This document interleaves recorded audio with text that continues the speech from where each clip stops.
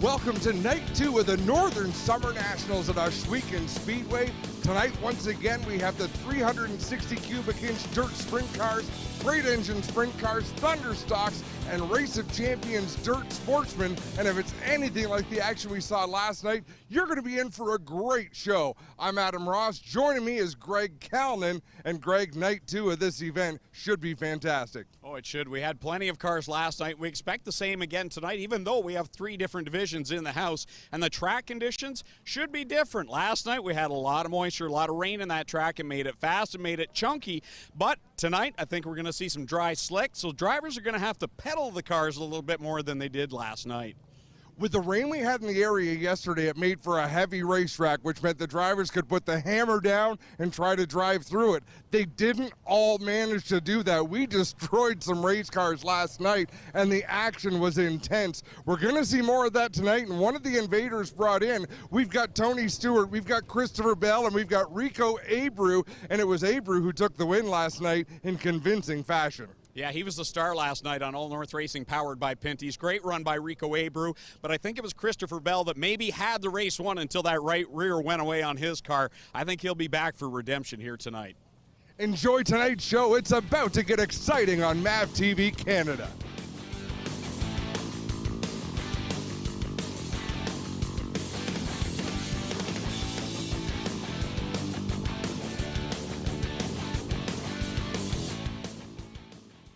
All North Racing is brought to you by Pinty's Delicious Foods, making great food fun.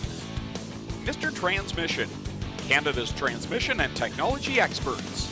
Take Mr. You're a friend of mine.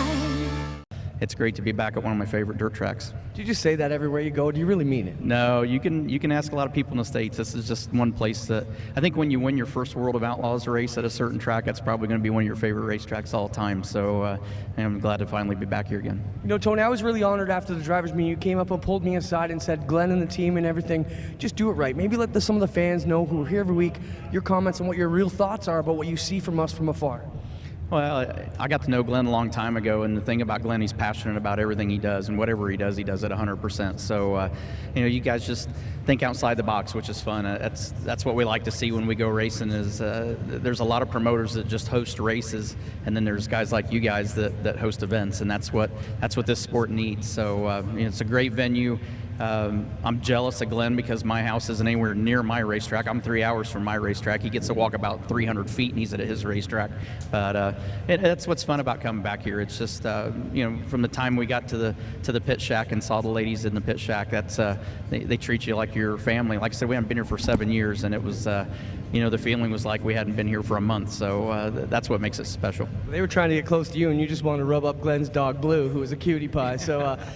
How about it, fans? How cool is to have Tony Stewart here with us tonight again? Tony, amazing. I know a lot of these fans, as I'm going around the campground, have told me they are getting ready for next week at Eldora. Of course, Kings Royal last week, the big dirt derby coming up for NASCAR. You told me you get a lot more gray, kind of like me, the weeks leading up to this. What's your thoughts leading up to next week?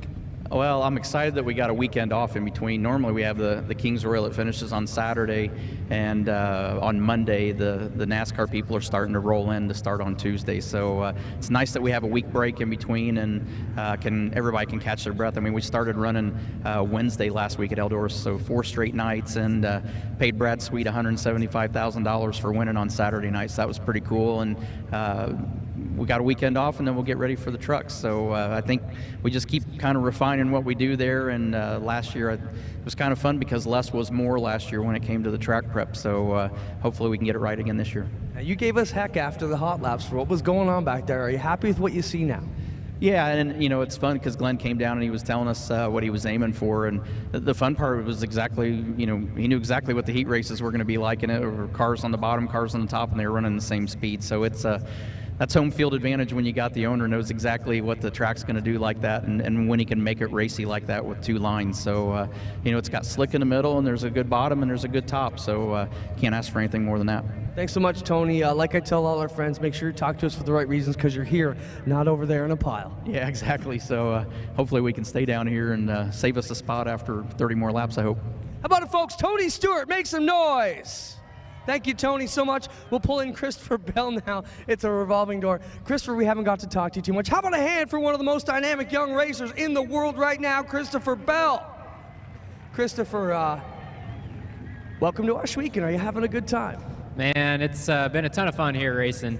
This is my first time to this racetrack, but I've seen a lot of videos here. I think I actually watched Smoke win his first outlaw race here. So I love this place. It was a lot of fun last night. It had a lot of character to it. You guys saw that big old cushion that we had. So tonight is a totally different racing surface, and I think we're going to put on a great show.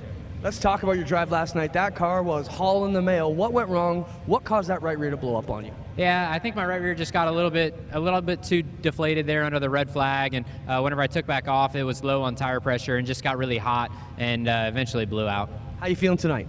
I feel really good so far. Like I said, the track is almost 180 opposite of what we had yesterday, but it's going to put on a really good show. You've already seen the B features there. The heat races at the top and bottom are really equal. So as a race car driver, that's all you want is to have options, be able to go to different lines. And here at Rush Weekend, we've been having that.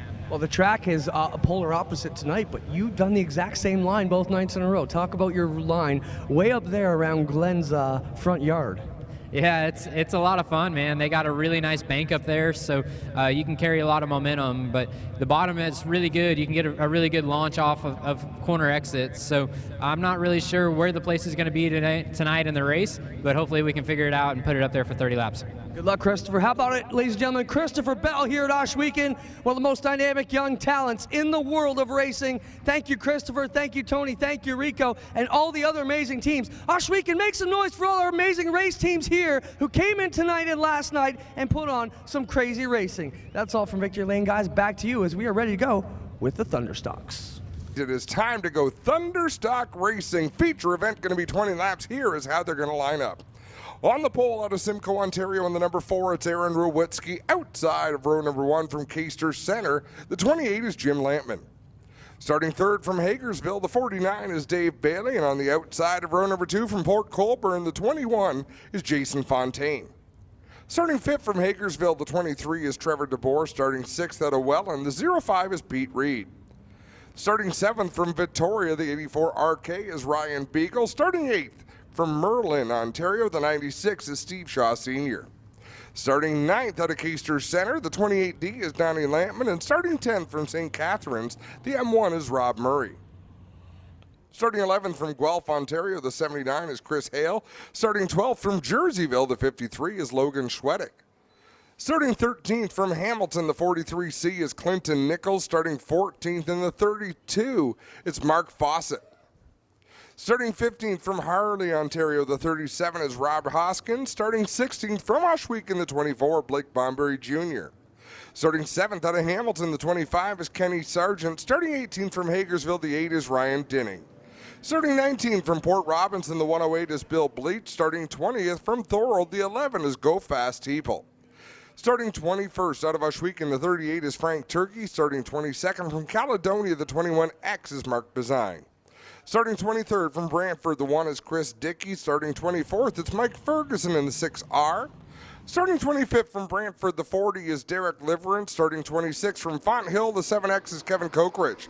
Starting 27th from York, the 14 is Johnny Lowenberg. 28th is the 41 of Adam Plazik. 29th, the 93 of Melissa Miller. 30th, the 43 of Kyle Andrus, and rounding out the field from Brantford, the 13 is Casey Huffman, and we've got Melissa Miller parked sideways in turn number 1. I believe that is going to bring out an early yellow flag. No, it is not. She gets that car going, and we will stay under green. Aaron Rowitsky leading the way, and they're going to come up on Melissa Miller in that 93 in a big old hurry. It's time to commit. Aaron Rowitsky going to the high side, Dave Bailey to the low side. Look at Ryan Beagle, as well as that 21 machine, who I believe is Jason Fontaine, showing up as Reezy George in our scoring monitor, but I believe that's racing Jason Fontaine in the 21. And who'd have thunk it? Dry, slick racetrack, and here comes Ryan Beagle in the 84. He loves these track conditions as Kyle Andrus spins around in turn number 2 and comes to a stop. Aaron Rowitsky has to really check up to avoid Andrus to the inside. Everybody else able to find a line around us. We've got one smoker on the racetrack. It's Chris Dickey in the number 1. Clinton Jeffrey, what do you got? Well, if we could ask Darren to take my mic down a little bit, we can talk, and I'll help you call this race. Jason Fontaine in the 21X, called up for the Burger Barn team. He's friends with Gord Morrow, one of the team captains over there. Gord knew Jay as a veteran here. Mark been struggling a bit with the handling on the car, so they've got Jay out to sort it out tonight. And looking pretty good behind that 21X. He's definitely a talented wheelman with lots of experience. Of course, normally drives the 1J. Always a beautifully prepared race car, but so is this 21 machine with Burger Barn on the side of it. Well, from Jay being, a privateer, running on his own dollar, to get behind the wheel of a Burger Barn machine built by Jimmy Lowenberg is pretty wild, I'm sure, for Jay, seeing a whole new space-age cockpit that he wouldn't normally see in his own car. Hey, Clint, I've got a couple of things I want to talk to you about now that we've got you. First off, how come you didn't come to me to talk about this grudge match that's been suggested for you and me and Greg Callan in go-karts on a Thursday night? Not worth my time. I whipped your butt on the dirt a few years back. A few years back. That was 20 years ago. I'm trying to hold on to my youth. Credit where credit is due. I did say Clinton Jeffrey has a 1-0 record in head-to-head races with me, but I don't think it's going to happen again. I want to have this match. Okay, no offense, but do you know how much size matters in go-karts? All the more reason when I destroy you, it's going to feel so much better, Clinton. Any Thursday night, buddy. We're here, and the carts are ready. All right, you heard it. Live on MAV TV Canada, Clinton has accepted the challenge. Greg Callan has already decided he wants to do it just to run third and watch the carnage and slip through for all the glory. I wreck you so fast. Funny, I said a similar story earlier tonight. Let's go racing. We're about to go back to green. Dave Bailey in the 49 on the inside. Ryan Beagle in the 84 on the outside. Two of the best in the business here at Oshweekend. Take off down into turn number 1. Dave Bailey, the 49, has been so good, but you talked about it. Beagle is the master of going faster when it gets slick like this, and we got a log jam in turn 1 and 2. Yeah, Ryan Dinning got turned around to that number 8. Not sure. Okay, and the yellow flag does fly as he starts to get going, which is great because I didn't get a chance to make my second point. Go for it. Christopher Bell is a huge ambassador for iRacing. Yes. Online sim racing. It is on the race car that he's driving this weekend. He works closely with the people from iRacing when they developed the dirt racing portion of the software. I said to him earlier on, I said, have you ever heard of someone going from iRacing directly into sprint car racing? And it kind of piqued his interest. So I introduced him to Alan Downey. What a thrill for Alan that must have been, right? Exactly. Well, we brought Alan over, got his picture with Christopher Bell. They talked a little bit, and then I talked to Christopher about our Rivals Racing League, how our vision is a 12-month-a-year racing schedule where we'd have our racing at Oshweekend Speedway, and then after our season ends, we race online and we broadcast those online the way we would a regular Friday night at Oshweekend. And his eyes just lit up saying, that is so cool. What a great concept. So I said, look, Christopher, we're going to need some help. We got to get you to nudge the people in charge. Get up here and scan Oshweekend Speedway and get it into the iRacing simulation. Yeah, and all you fans out there, if you're on iRacing, don't hesitate to send them an email and tell them, I want to see Oshweekend as a track pack that I can purchase for iRacing so we can race year-round. So a little bit off topic, but absolutely, you can do it from home, folks. If you have a passion for racing, it's something you should check out. You won't be disappointed. Let's go back to racing once again. 3 laps are on the board, 17 laps remain. This is our Middleport Mechanical Thunderstock division. They put on an amazing show every week. Here we go, Bailey again with the jump, but don't count out racing Jason Fontaine on the inside on that 21X. Rolling on the bottom, but he's got Bailey and Beagle right around him. Watching drivers just fight for the inside of the racetrack. Everybody wants to be down against the concrete. Ryan Beagle about a lane and a half off the bottom, and then there's Aaron Rewutsky, who's just fallen out of the top 5, but he seems content to run up in that outside lane in that beautiful black number 4. As we watch Jason Fontaine try and hunt down Dave Bailey. Of course, Bailey is the multi-time track champion at all 3 of the dirt tracks here in Southern Ontario. So he has battled Fontaine many nights at Humberstone as they battle for those championships. It's fun. Oh, trouble on the front straightaway. One of them got straightened out. Was that Lampman into Lampman over there? No, Steve Shaw did a full 360 coming off a turn 4, and it looked all by himself, lost it, and I don't know if he flattened a tire or what happened. Donny Lamb was up to speed, had nowhere to go, and he got pinched between the wall and Steve Shaw Sr., and he slapped the wall pretty hard. Looked like he was going to try to drive that car back to the pits, but I think he is realizing now that his night may have come to an early end, Clint.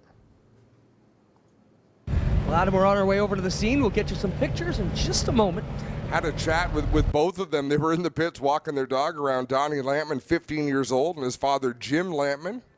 Now, this is Donny Lampman, who is pinned up in turn number 1.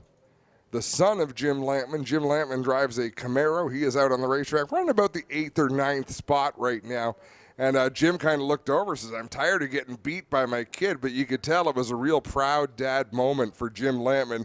I don't think he was tired of getting beat by his kid. He had a big grin on his face, pretty proud of Donny Lampman, but tonight is not going the way Donny would have liked. And Clinton, you just had a chance to look at the damage on the right side, now reaching into the car to have some words with Donny, and I don't think it's really going to be words of encouragement. I think it might be more the, sorry, Donny, your night's probably done. Yeah, his night's done here, Adam. He's got a left rear flat, left front flat, right front flat, and a busted tie rod. So he is done for the evening. A pretty impressive young man, though. If you get a chance to meet him, a firm handshake, a look in the eye, lots of positive energy out of Donny Lampman. He also is an iRacer, so we're looking to get him into our Rivals Racing Leagues as well this offseason. Yeah, 3 feature wins this year at the halfway point for Donny. 1 here, 2 at Humberstone. Quite the showing for the youngster. And all of that after never winning even a heat race prior to this season, as far as I know. He won a heat earlier this year, then won a feature, and then peeled off a couple of more wins. Winning breeds winning, that's for sure. Donny only 15 years old here. And Clint, we're going to take this opportunity for a commercial break. We'll be back on the other side with more All North Racing powered by Pinty. All North Racing is brought to you by Lucas Oil. Made in America, sold to the world. Go to InsideTrackNews.com for an exclusive subscription offer for MAV TV Canada viewers. Use promo code MAVTV. Welcome back to Ohsweken Speedway on MAV TV Canada. We're about to go back to Green Flag Racing. First of 4 feature events on the night. 5 laps are complete, 15 laps to go.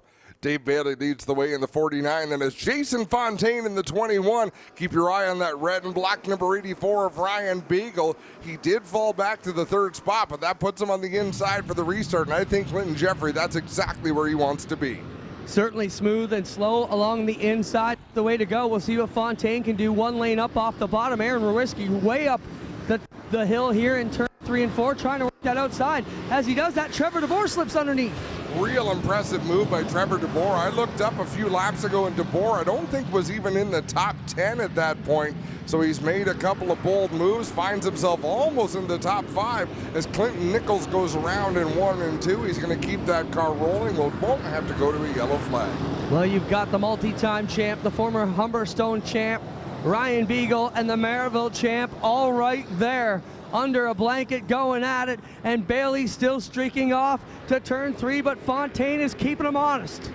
Aaron Rewiski is losing spots, but I love the drive he's having up on the outside. He's the only driver inside the top 8 or 9 cars who's really up on the outside and doing anything other than running around the bottom. 14 laps to go. Somebody's got to try something different at the front to get a run on Dave Bailey. Adam, you told me many years ago here, if you want to win, you got to go where the other drivers aren't. That's what Witzke's doing. Do you think he was listening to Glenn or getting texts from the boss? Well, you know, Aaron Rewiski has not had a great season with some mechanical problems and mishaps that weren't really of his doing. So some of it might just be that he's content to run a line where nobody else is running, where he doesn't have to worry about getting run into. The other thing is, if he was on the bottom, he wouldn't be making much progress anyhow.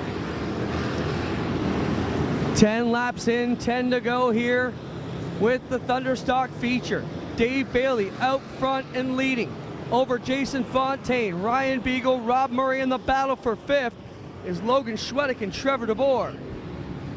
If you remember one of our TV races earlier on this season, Dave Bailey got beat by Trevor DeBoer right at the end of the race, and he kind of mustered a smile and said, well, if I'm going to get beat, you know, I like racing with Trevor DeBoer. He's a buddy of mine. I think tonight he's out here for one thing only, and that's to win this race. I don't think he'll be as gracious a second place finisher tonight if something is to go wrong. Top 3 make it past Clinton Nichols as they take it back to turn number 1. 11 on the counter, 9 to go unofficially here in the Thunderstock feature. And it is Dave Bailey streaking away at him, but they still got to be happy. They've had nothing but trouble with this 21X all year, so to have it running this well has got to have the Burger Barn team smiling. Well, and they knew Jason Fontaine, as you said, an experienced race car driver. He'll be able to give them quality feedback, let them know what he's feeling. He's given this car a great run. Ryan Beagle showing a nose to the inside, not really forcing the issue right now, but he has asserted himself that there is a line even lower than what Jason Fontaine is running in that 21 machine. Back onto the front chute into one goes Dave Bailey. 6 to go for the 49. 21X of Jason Fontaine, 84 of Ryan Beagle. He has dropped a little bit back now, Adam, and given up some ground to that Burger Barn machine. Yeah, he certainly has, but look at this. There's slow traffic running side by side. Dave Bailey having to go way down to the inside. There's not much room to squeeze in between himself and that slower car on the bottom, but he managed to make it work. Yeah, Mike Ferguson filling in for Jeff Roloffs, who actually won that car in a draw from Mike Ferguson. Jeff and his wife just had a baby yesterday, and they tapped Michael to drive here tonight. So congrats, Jeff and family. I was also wondering what had happened this year to Mike Ferguson, so neat opportunity for him to come out and drive a car that he's very familiar with. Yeah, Mike just said family and work commitments got to be too much. He absolutely loves it and misses it, but having fun here tonight. But the guy having fun is our leader in the Queenston Chevrolet, 49. Dave Bailey pulling away with that Gibbs Action Sports machine. Been so dominant for the last 5 to 7 years anyways, Adam. He's got a little bit of breathing room over Jason Fontaine, but one little bobble and Fontaine will be all over him. Plus, they've got some slower traffic just ahead, and with 2 laps to go, they are going to have to make moves around this lap traffic. This could get exciting. Fontaine there, about 5 car lengths in the rear, trying to make a plan. Take a stab here at Bailey. If there were team orders, it might have worked there, but Bazine can't close the door on Bailey for his teammate Jason Fontaine, and Fontaine now slips by the other Burger Barn 21. Like seeing double down into turn 1 with 1 lap to go. Dave Bailey by about 5 car lengths pulls out of turn number 2, streaks down the back straightaway. It's a double cheeseburger. Here we come out of turn 4. Dave Bailey with control of the field comes down to it. Double checkers out. Dave Bailey wins it over Jason Fontaine with a great run. Beagle back there in the 3rd spot. Then you've got the 1 of Murray and the 53 of Logan Schwedick will round out the field. Good clean race for the Thunderstocks. A couple of yellow flags early on, fairly innocent spins, but once they got things rolling, they really clicked off some laps, and Dave Bailey was flawless on the inside groove, and that Brewster Baker look-alike for all you Kenny Rogers fans. And really, who's not a Kenny Rogers fan? I mean, before Kenny Rogers Roasters, back when he was still on top of the world.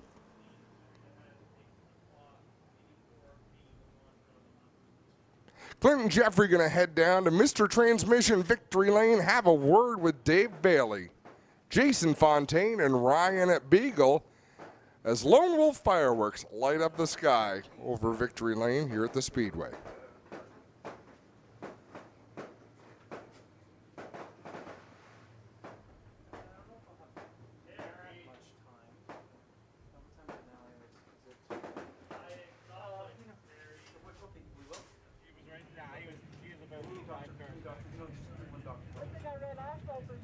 Sean Gibbs down there orchestrating things in Victory Lane.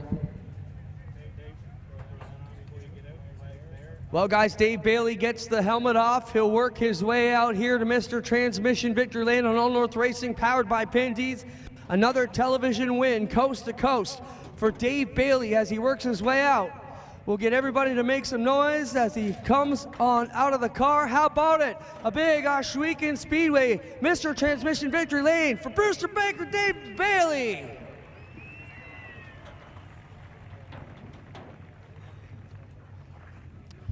Dave, what a run tonight. The track really slicked up for you guys tonight. Let's talk about your run. You obviously got to be pleased. Yeah, normally we're terrible when it gets like this, and we've just been working so we don't look silly on these big shows, and looks like we finally got it done. Really slick track. I don't think we've seen it this slippery all year. No, it's nuts. It's like super hard. I'm sure that there's a lot of asphalt people here tonight watching, and it's like trying to hit a line on an asphalt track. If you miss that thing by like 6 inches, 8 inches, you're screwed. So, yeah, just got to be real patient and keep it on the bottom. Safe to say your pavement experience helped out tonight. Yeah, it has to. It was awesome. Who do you want to thank, Dave? First, I thank Pitties for putting this on, and Mr. Transmission, Jibs Action Sports, Transport Sales and Service, Transaxle, Queenston Chev. There you have it, guys. He grabs another one. Dave Bailey gets it done here on All North Racing, powered by Pinty's. Another big win for Dave Bailey, no stranger to Mr. Transmission Victory Lane, multi-time champion here at the Speedway, and now Clinton Jeffrey standing by with second place.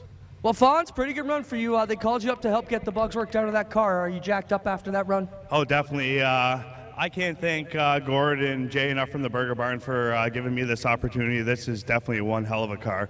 Helped them with the setup over the last couple of weeks, and it's definitely coming around. Good job, Jay. Who do you want to thank? Definitely want to thank them, and I can't leave out everybody else that gets me here every week. Club 54 and Dan Williams and Thruway Muffler, and my family, my girlfriend, my kids. Good to have you here, Fonz. Thank you. Jason Fontaine with a good run, but so did you, Beagle. Ryan Beagle, every time it gets slick like that, so, I mean, I'd be picking on my rivals' picks for sure, man. Good run tonight. You got to be pleased to be here. Oh, yeah, anytime you can stand here and talk to you guys like this is a good night. But I don't know what we're going to do to beat the 49, but he's good. But we'll try again next week. Solid run. There's Ryan Beagle in third. Ladies and gentlemen, how about a hand for your top three? Dave Bailey, Jason Fontaine, and Ryan Beagle. Get it done here on All North Racing, powered by Pinty's from Ohsweken Speedway. Action Sprinter feature event will be coming up next here on All North Racing, powered by Pinty's. All North Racing is brought to you by Pinty's Delicious Foods, making great food fun. Production support provided by Enrium Dynamics. Broadband services provided by Indicative Solutions.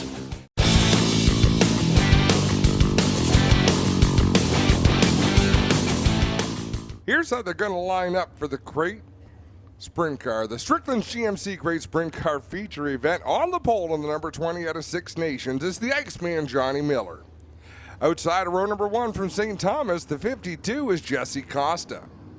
Starting third from Hagersville, the 49H is Jerry Hill, and starting fourth from Ohsweken, the 28 is Jordan Hill. Starting fifth from Rockwood, the number 74 is Rob Neely. Starting sixth from Tonawanda, New York, the 7NY is Matt Farnham. Starting seventh from Vanessa, the Hurricane, Hannah Farrell behind the wheel of the number 4, and starting eighth from Binbrook, the 29 is Liam Martin. Starting ninth out of Beamsville, the 88H is Josh Hansen, and starting 10th from Beachville, the 5 is DJ Christie. Starting 11th from Burford, the 12 is Brad Heron. Starting 12th from Beamsville, the 1A is Paul Klager. Starting 13th, the Gunslinger from Caledonia, the R52 is Ryan Hunsinger.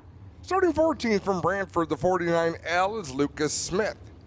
Starting 15th from Waterloo, the 19D is Alan Downey, and starting 16th from Port Colborne, the 5D is Jacob Dykstra. Starting 17th from Waterdown, the 5C is Connor Mahoney. Starting 18th from Welland, the 3B is Blaine Barrow. Starting 19th from Ohsweken, the 9C is Brian Nanakoke, and starting on the outside of row number 10 from Salmon Arm, British Columbia, the 26 is John Verney. Starting 21st from Ancaster, the 26X is Terry Baker. Starting 22nd from Gore's Landing, the 19 is Brandon Merle. Starting 23rd from Niagara Falls, the 70 is Bailey Hurd. Starting 24th from Odenak, Quebec, the 55J is Brian Cloutier. Starting 25th from Mount Bridges, Ontario, the 45 is Nick Sheridan. And starting 26th from Kitchener, the 50LS, it's Adrian Staley.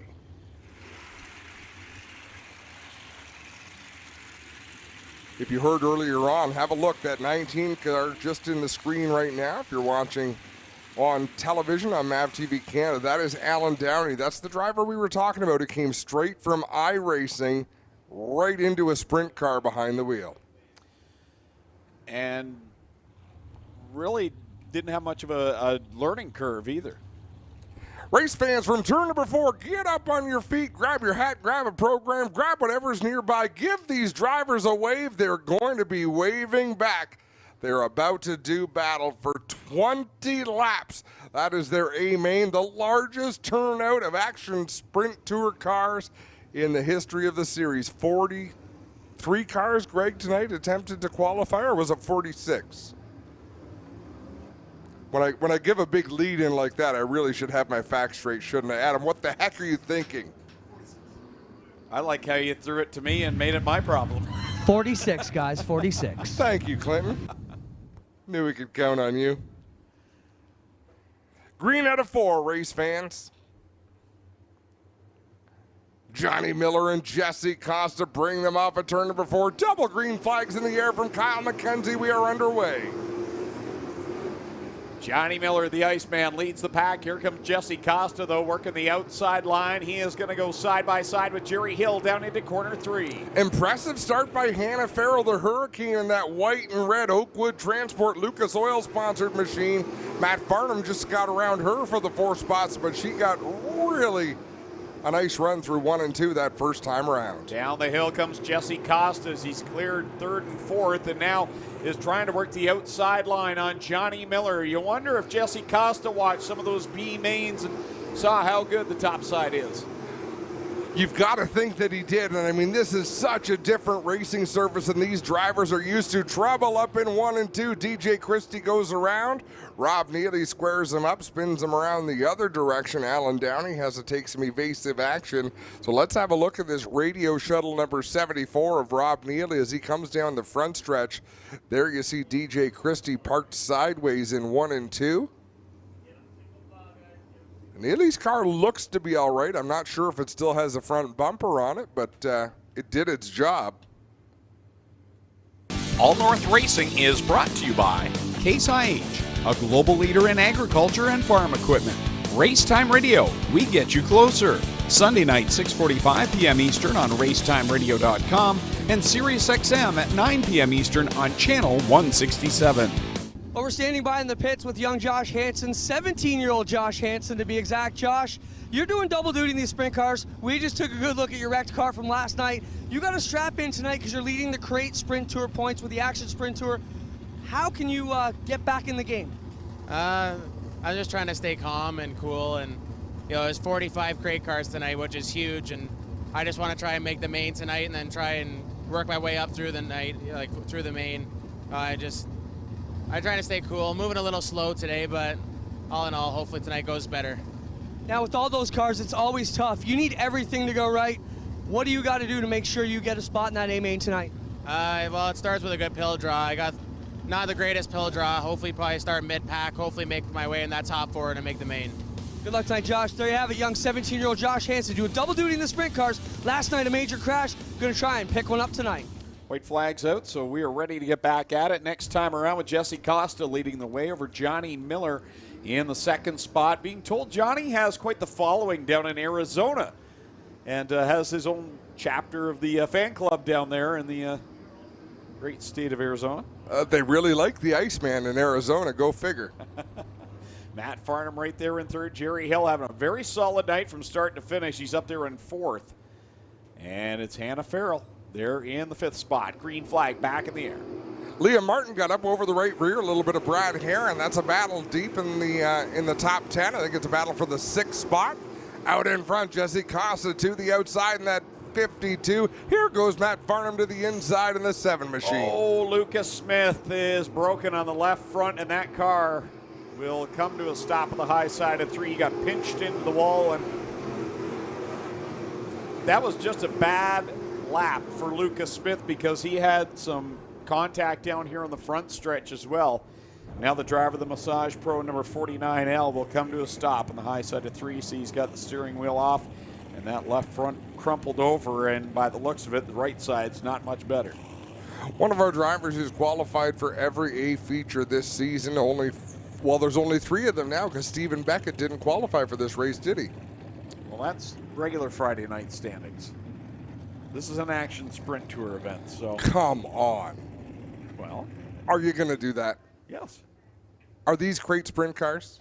Yes. The same crate sprint cars we run on a Friday night with mostly the same drivers? But this is an action sprint tour event. Are you really that thick? Yes, I am. Wow. Not as thick as you, though. Well, you were talking literal. Yeah. Well, didn't we have this conversation earlier about getting punched metaphorically between the legs? It's not the same as getting punched between the legs. Right, Clinton Jeffrey, who's down on the scene with Lucas Smith climbing out of that 49L. Well, he jumped out quickly to take a look at it. Lucas, you jumped out quickly to take a look at that car, but it's not fixable. No, not tonight. I don't know what else to say, man. You got pinched in the wall. Get with your car. We'll fill them in on what happened. Adam, what I need you guys to do if you get a chance is figure out which car pinched him into the wall. He was getting that outside run like we've seen Rico and Christopher and some of these guys do right up around the outside. When he come off a 2, he was sticking on the outside. The other car was still drifting up. He got pinched in the wall and rode all the way down the backstretch, concrete blocks. Yeah, I didn't see who he had been racing with, to tell you the truth. Well, it's one of those things, Adam. The guys he was racing with wasn't the one who got him because he came up on them so fast on that outside line.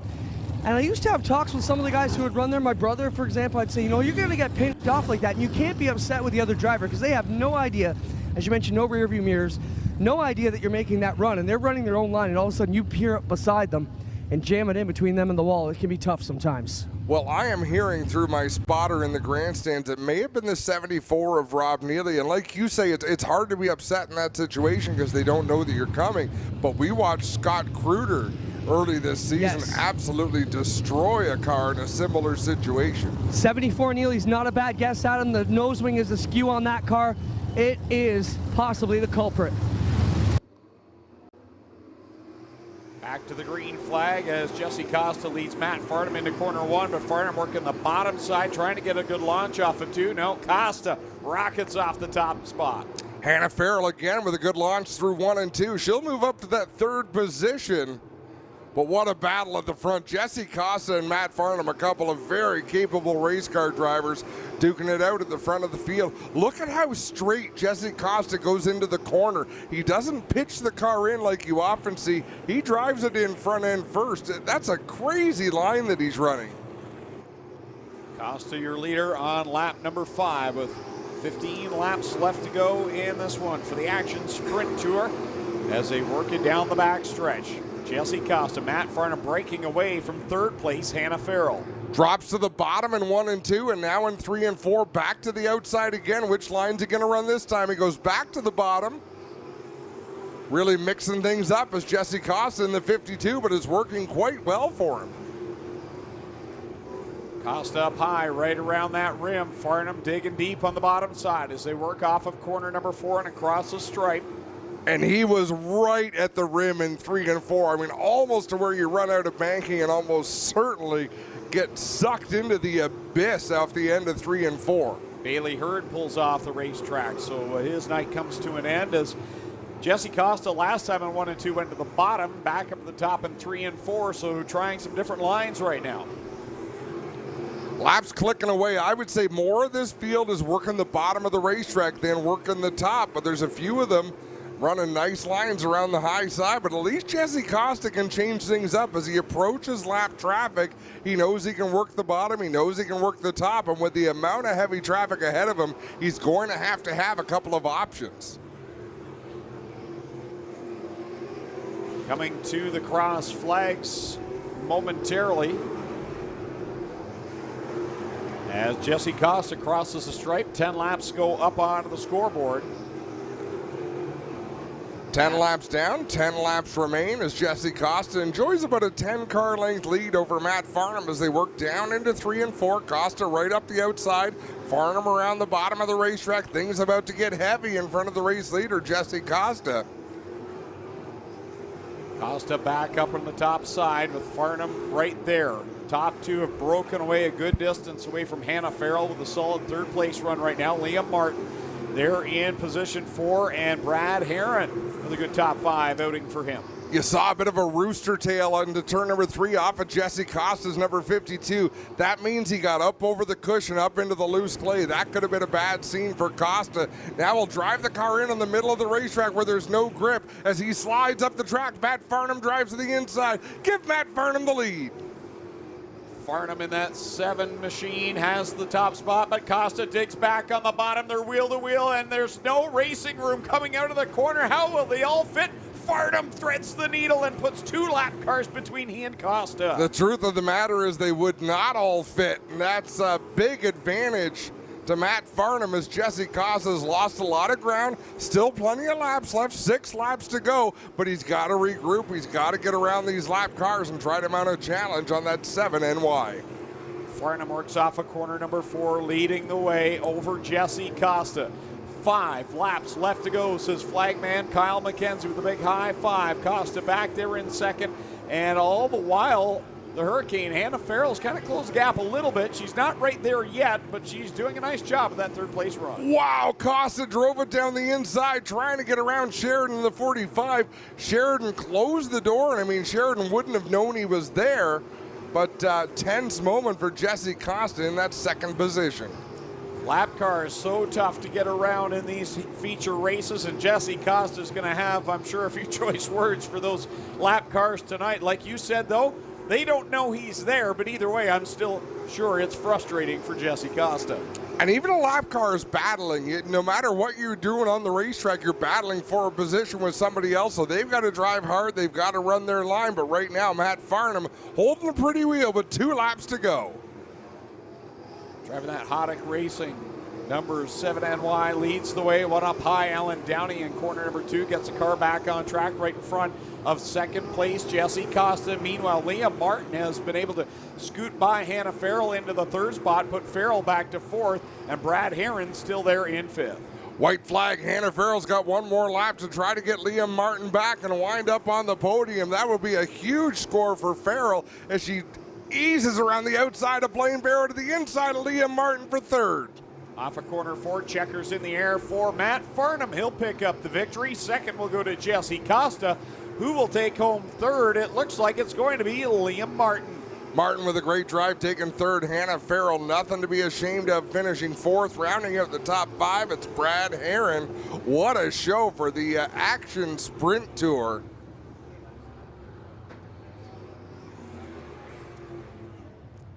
Matt Farnham with the win, and what a battle between Farnham and Jesse Costa. A couple of drivers working all over the racetrack, and it was whoever got through that lap traffic had to be aggressive, they had to be clean, and they certainly were. Headed down to Mr. Transmission Victory Lane to meet Clinton Jeffrey. Joel Richardson from Mr. Transmission going to be down there to present some hardware to these drivers, Greg. Lone Wolf Fireworks lighting up the sky here at the Big O tonight. The official firework provider of Ohsweken Speedway is 3 drivers about to celebrate podium finishes here tonight, and the happiest man of all right there, Matt Farnham, picks up the win as Sean Gibbs gives him the Mr. Transmission hat. We get set to send it down to Clinton Jeffrey down there in Mr. Transmission Victory Lane. Thanks a lot, Greg. Matt Farnham gets his belts off, picks the helmet off, and gets ready to go. He'll lift the Hans device out of the way. Here he comes, Ohsweken Speedway. How about a big Victory Lane, Mr. Transmission, Ohsweken Speedway celebration. Here he comes up on the top, ladies and gentlemen. How about it for New York State's Matt Farnham?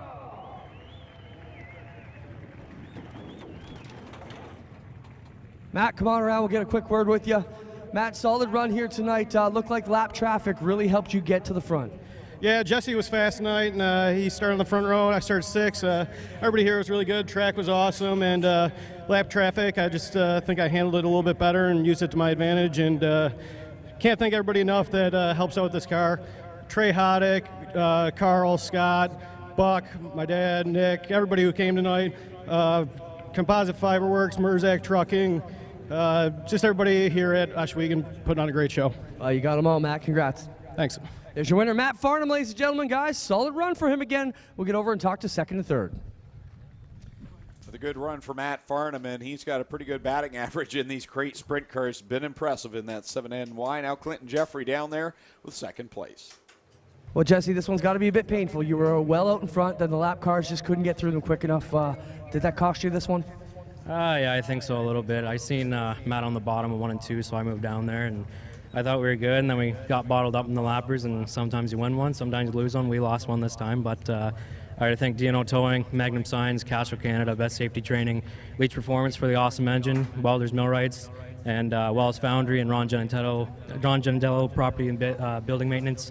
My dad, my crew, Steven works his ass off on this thing, and Shwegan for the awesome facility, and the fans for coming out.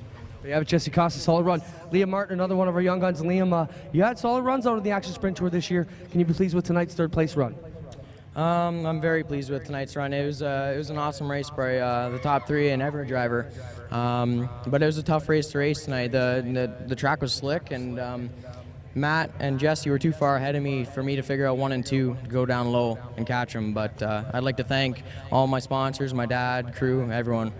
Good job, Liam Martin. How about it for our top 3 tonight, ladies and gentlemen? Matt Farnham gets it done. Jesse Costa and Liam Martin also in the top 3 for round 7 of the Action Sprint Tour. All North Racing is brought to you by Pinty's Delicious Foods, making great food fun. Mr. Transmission, Canada's transmission and technology experts. Hey, mister, you're a friend of mine. Back live on Old North Racing, powered by Pinty's, as we get ready for the final 2 features of the Northern Summer Nationals, night number 2. Been a fantastic couple of nights. And up next, we'll have the Race of Champions Sportsman feature coming out onto the Speedway. And they will run in a 30-lap feature event. And one of the biggest names in all the sportsman world is Brad Rouse. And our own Clinton Jeffrey had a chance to catch up with Brad earlier today. Well, we're here in the Sportsman Pit area with Brad Rouse. Brad, you've got over 5 wins here at Osh Weekend. A lot of experience here. What do you expect tonight? It should be really good racing. Whenever we come here, these guys are good. They put on a good show, and just hopefully just some good clean racing and some fast times.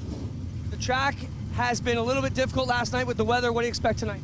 Hopefully slick, fast. I heard there was a lot of rain yesterday, made it a little bit fast, but with these cars, a little bit rough isn't good, same as the sprints, but it should be good. It always is good here.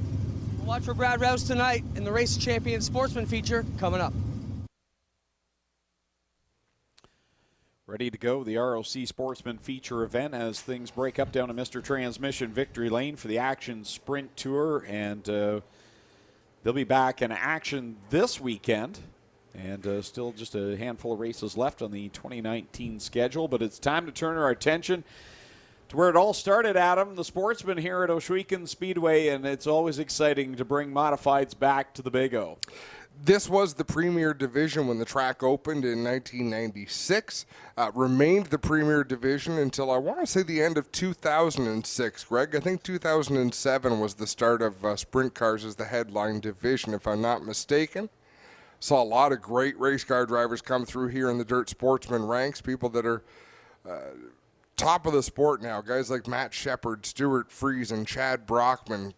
They all came through here in the Sportsman Tour, and they all loved coming here to race. So for the fans that have been here since the beginning, when the grandstands were a little bit smaller, the lights were a little bit dimmer, but the passion was here and the great racing was here, this is a trip down memory lane for sure. Starting lineup for tonight's 30-lap main event for the Race of Champions Sportsman Tour. Going from the pole in car number 11 from Bloomfield, Ontario, that'll be Dan Ferguson. Alongside him, Justin Sharp in the 8S. He'll go from second.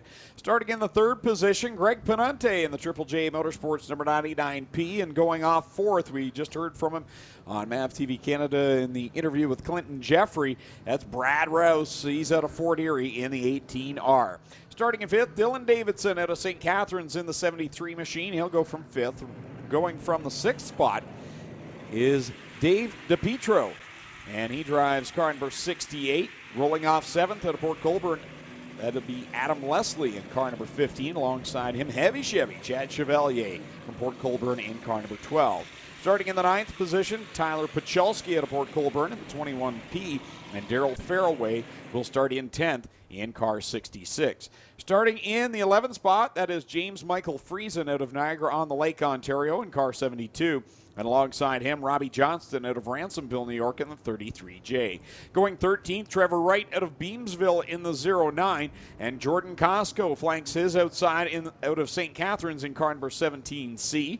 Starting 15th, Emily Picholski out of Port Colborne, Ontario, the 12P. And Hall of Famer right here at the Speedway, Jay Mallory, the Mongrel, in car number 20, starts 16th. 17th starting spot goes to Joey Hermans out of here in Ontario in the 57 car. And going from the 18th spot, Sam Junkin out of Alden, New York in car number 2. 19th position will go to Chris Waters in the 119 with Matt Sharp on his outside in the 5S. Starting 21st, that'll be Lee Mallory in car 44, and Rob Souter in the 93 from Port Colborne starts 22nd. 23rd, Mike Bayor out of Colborne in the 54A, and Chris Hawkins out of Stevensville, Ontario in the 25 will start 24th. 4 wide for you, the fans, as they come down here on the front stretch, the Race of Champions Sportsman Tour. Greg, if I'm not mistaken, Michael Bior in the 54, the only driver not to make it out for the feature event. So 23 cars going to make up this Race of Champions feature lineup. An impressive starting field for sure. White flag comes out. Next time by will be to the green flag with the Race of Champions Sportsman Tour. 30 laps with Dan Ferguson on the front row. If you're a Brighton Speedway fan, you know the Ferguson name. Dan Ferguson, a multi-time winner in the Canadian Modified Division, and his dad, Rick Ferguson, long-time late model driver, drove one number lower. Car number 10 is Rick Ferguson. But Dan tonight, the Bloomfield Bullet will start from the pole, and he will see the double greens from Kyle McKenzie and set the pace for us off of corner 4. Ferguson on the inside, Justin Sharp on the outside. The green flags fly. We are underway. They rumble down into corner number 1, and it gets busy quick. Here comes Greg Panante. He was fast in the heats, and he's out to the lead going into corner 3. Dylan Davidson got a nice run off of turn number 2. He's up in the 3rd spot, but Brad Rouse to the inside of him. He's going to take that 3rd position. Not so fast at the stripe. Davidson wins that battle at the line. 1 lap complete. 4 wide mid-pack, and the guy on the outside is Dan Ferguson, the pole sitter, and now problems on the left front for Trevor Wright, and he will pull the 09 now down to the infield. The left front bent over on that 09 machine. Tough ending for that driver as his night ends after completing just 1 lap of the scheduled 30-lap distance. Out in front, Greg Panante leading the way by 8 car lengths over Justin Sharp in the yellow number 8. Sharp up on the high side of the racetrack. Brad Rouse running in 3rd on the bottom. You want to talk about a guy that's good on a dry, slick track? That guy in 3rd place, Brad Rouse. We've heard from him already, and this is what makes him so good, because when you get into New York State, you get into some dry, slick tracks, and Brad Rouse, here he is making his run on the 2nd spot on Justin Sharp. Dylan Davidson right behind them. Greg Panante, he's got a lot of wins at this racetrack. So does Brad Rouse in the 18 machine, and they're showing that right now. They just know their way around this facility. Panante stretching that advantage a little bit over Justin Sharp in the 8S, but how much of that is being set up for the end of the race? Brad Rouse runs a lot of extra distance races, Greg, so I would expect him to have a good setup towards the end of this race, and maybe that's what he was thinking when they put the setup under the race car for this feature. Yeah, very good point, Adam. He knows about the extra distances and how to set these cars up for those such races, as here he goes to the inside of Justin Sharp. Sharp officially now back to the 3rd spot. Dylan Davidson there in 4th, and Chad Chevalier riding inside the top 5. Adam Leslie just on the outside in the 15 car. He's running in the 6th spot, and right behind him, Daryl Fairway and Dave DiPietro are going at it. I like what Chevalier did last time in 3 and 4. He pitches the car in a little bit sideways, gets it to take a set, and he's really able to drive straight through turn 4. So in effect, you're almost making the front straightaway a little bit longer to carry more speed down into turn 1. Dan Ferguson, the pole sitter, has pulled off now on lap number 8, so troubles for the Bloomfield, Ontario driver, as Greg Panante sets the pace, but Brad Rouse looks to be closing the gap. Nearly a 2-second advantage last time at the stripe. This time as they come by, yeah, Brad Rouse has picked up nearly half a second on Greg Panunti in the 99P. But anybody in this top 5 still within contention, Greg. Third, fourth, and fifth, running some different lines right now, although Chad Chevalier and the Justin Sharp machine running just higher than Dylan Davidson, and those three have been kind of going back and forth. So curious to watch these drivers. It's just very minor differences in the lines they run, where they start to get on the throttle, where they, I don't want to say they're ever coasting, but there are times when you're just letting the suspension do the work through the turn, and then there's times when you're trying to get back to the throttle and really put the power down as Chad Chevalier goes to the inside of Justin Sharp. Top 2 remain about 4 or 5 car lengths apart. Greg Panunti leading, beginning to catch the tail end of the field. Rouse in second, Davidson running third. He's put a little distance on himself between he and Chad Chevalier and Justin Sharp. Chevalier just got by Sharp. Sharp's going to shoot back by on the bottom. Great battle back there for the 4th position as Greg Panunti closing in on some slower traffic right now, and he's been committed to the bottom every single lap in that 99, and he may have to get up off the bottom unless he wants to try to wedge himself to the inside and get a little assertive on this lap traffic. Brad Rouse up on that outside line. We'll see if the gap closes this time by, and it does. Cut it in half. 6/10. Greg Panunti with a nice move to get to the inside of that slower traffic. He'll clear both of them off of turn 2 down into 3. Now it's up to Rouse to try to do the same thing as the cross flags mean. Halfway through this one, 15 laps down, 15 laps to go. Panunti, Rouse right there, a couple car lengths apart. They've got some distance on Dylan Davidson, but he has closed the gap here in about the last 5-6 laps in that number 73 machine.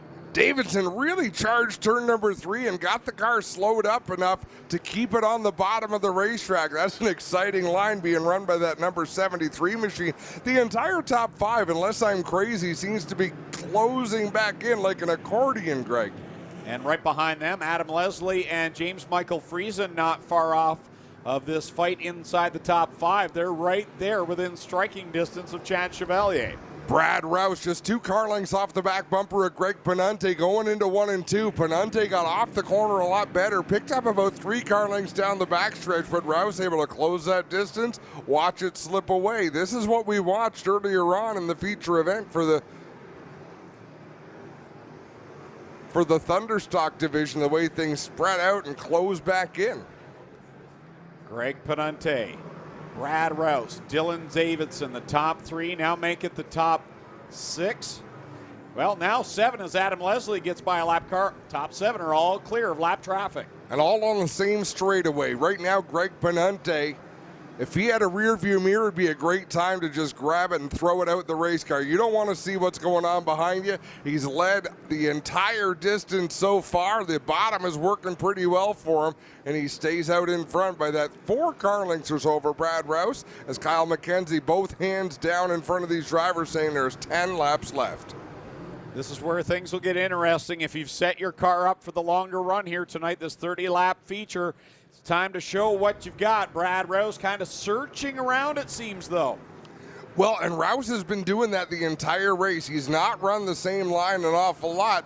We're going to see if that pays off for him. Greg Panunti has not varied from the line he's been running, but of course, why would he? It's been working for him as Brad Rouse sails that car into 3 and 4 on the outside. Here he comes around the outside of corner 4. 2 lap cars directly in front of Greg Panunti as the leaders go down into corner number 1. Rouse is there and shows the nose a little bit on the left rear of that 99P machine. That's the closest he's been all night. Here he comes on the outside line with lap traffic in between.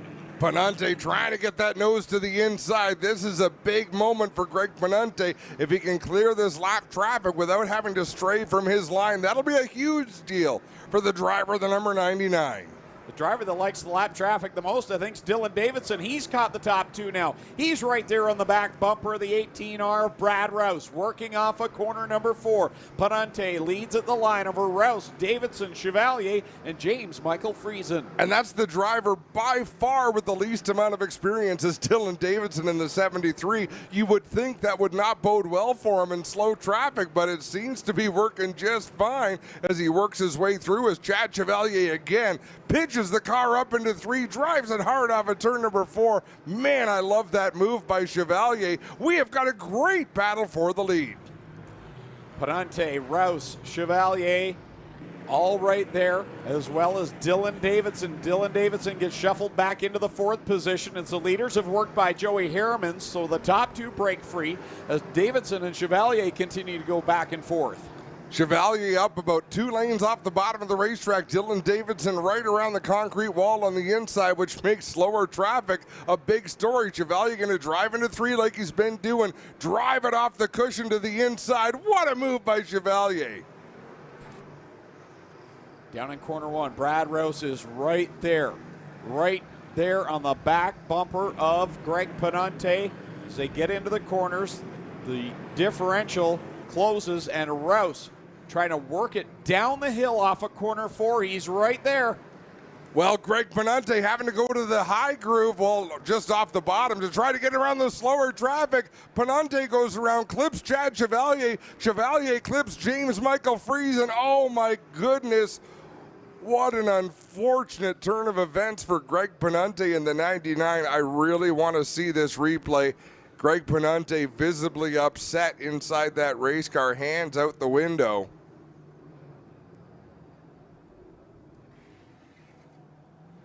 Led the first 28 laps of this one. And we'll have a chance to see the replay.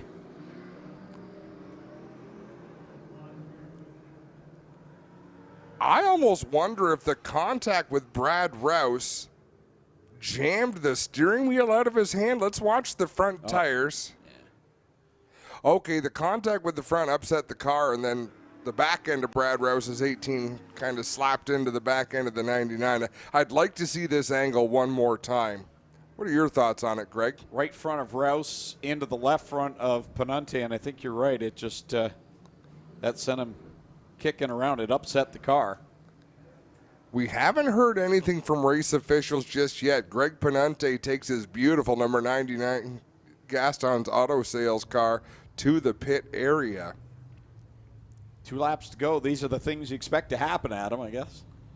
Well, you're racing hard for the win. I'm not going to say it was dirty. I'm not going to say it wasn't, but you got drivers racing hard for the win. It looked to me as though Greg Panante had come off the bottom of the racetrack to try to navigate that slower traffic. Brad Rouse stayed a little more committed to the bottom groove and drove it in hard. How many times have we seen that? With the same cast of characters, Greg. These drivers have been racing hard like this for 20 years at racetracks, Humberstone Speedway, Merrittville Speedway, and racing on the Sportsman Tour where they go to racetracks throughout New York as well. Not sure if we can have another look at that replay. The corner 2 camera really caught the best view of it from the rooftop. Dave Steyer's camera up top. Brad's car kind of blocks the action, so this view kind of hard to see. But the corner 2 replay, hopefully we'll get a chance to see. That's where we'll see the contact, the front wheels. Here we go. Back to green. 2 laps remain to settle this one. Chad Chevalier, he took a hard lick as well, but he's still out there turning laps in that 12 machine. And James Michael Friesen, who has not really been a factor tonight, is up there challenging for the lead as we've got one stopped in turn number 1. So I believe we're going to come back to the caution flag as Sam Junkin has brought out the yellow as he looped it around in corner number 1. So back under the caution with still 2 laps left to go.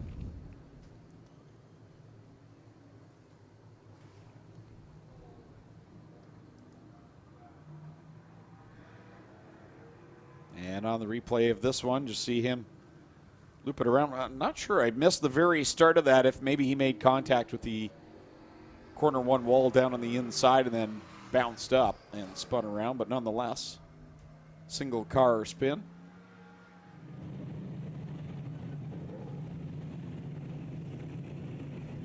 Looks like we will go 1 to go. Still 28 laps on the board of a scheduled 30-lap feature distance. I've got to say, none of our feature events here last night or tonight have really disappointed, Greg. They've had a lot of action, a lot of challenges for position. Probably Dave Bailey might have been the most dominant performance so far, but even that, his lead was rarely more than a couple of car lengths. What you want is good action and some storylines. We've had a lot of that so far here over the 2 days, and I'm sure before the night ends, there's maybe going to be a discussion over in the Sportsman pit area, because I don't think Greg Panunte's too happy over what happened there, and rightfully so. He had the car to beat, it looked like, early on. Brad Rouse inching James Michael Friesen up the racetrack through 3 and 4. Friesen kind of rolling around the front end of the 18. Both of them hard on the throttle off of turn 4. I like the run Friesen got as Davidson bounces off the 12 of Chevalier. Here comes Brad Rouse digging down on the inside. James Michael Friesen on the outside as they go into corner number 3, side by side. This time we will see the white flag. One more trip around for the race of champion sportsmen. Beautiful crossover for James Michael Friesen coming off of turn 4. Rouse going to try to return the favor in 1 and 2. Down the back stretch they go for the final time. JMF will lead them into corner number 3 in a car up and over on its side, and that will bring us under the red flag. Red flag comes out to stop the action, so keep in mind, no checkered flag was thrown. That's a red flag. Dave DiPietro is the one over on his side, the 68. So the field will come to a stop up in corner 2. If I were them, I wouldn't head to the pits unless Joe Scott Nicky told them to.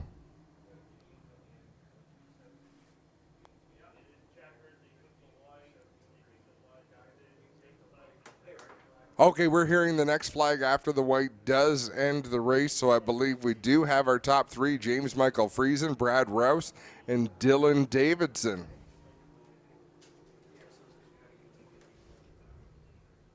So the safety crew will work on the Dave DiPietro machine, and I believe the top 3 will need to go across the scales before they come down to Mr. Transmission Victory Lane. So we'll come back with the interviews here on All North Racing, powered by Pinty's. All North Racing is brought to you by Lucas Oil. Made in America, sold to the world. Go to InsideTrackNews.com for an exclusive subscription offer for MAV TV Canada viewers. Use promo code MAVTV. Back live on All North Racing, powered by Pinty's, down to Mr. Transmission Victory Lane, Clinton Jeffrey. James Michael Friesen picks up the win here in the Race of Champions Sportsman Tour. Jimmy, pretty good running. Yeah, car was good. Redrawn 11, starting at the back there. We had some tough competition starting up front, so it took me a little bit to get there. And then looked like the leaders kind of got together, which got me a nice caution, got me 2 free spots, got me up there to race with Brad. And it would have been cool to go one more lap to see what he could have thrown at me, but the car was good, and I'm happy to be out here in front of all these people tonight. Good job, James. That car, you were using all kinds of lanes around. Talk about the contact there when they got together in 1 and 2. You definitely took a lick. Were you worried? I was, but I pulled up beside Chad, and I was kind of freaking out in my own head going, oh man, I bent something up, and he just gave me the old, don't worry about it. So went from there, and it worked out. Good job. James Michael Friesen picks up the win here tonight on All North Racing, powered by Pinty's. We'll turn up to you guys. We'll get second and third ready. We'll get right back to you. When you're battling with someone for the lead, do you take their word for it that your car's okay? I'll keep going on. Well, it worked out good for James Michael Friesen. As we send it down with the runner-up tonight, Brad Rouse with Clinton Jeffrey. Thanks a lot, guys. Brad Rouse just making his way around the car. Brad, you were in this one all night. First off, the elephant in the room. What happened with Panunte?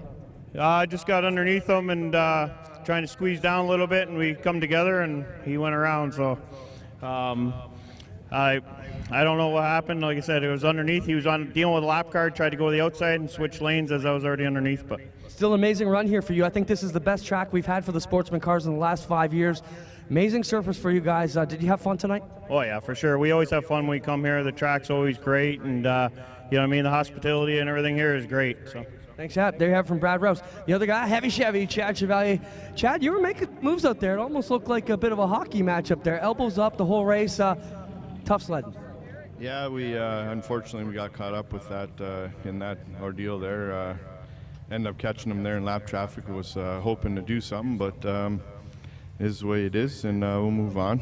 It was a good race. Thanks to all the fans to be here, and Oswego for having us again. There you have it, ladies and gentlemen, your top 3 tonight. James Michael Friesen, Brad Rouse, and Chad Chevalier get it done for the Race of Champions Sportsman Tour here at the Northern Summer Nationals. When we come back, it's time for the main event. The 360 Sprint Cars will head to the racing surface here on All North Racing, powered by Pinty's.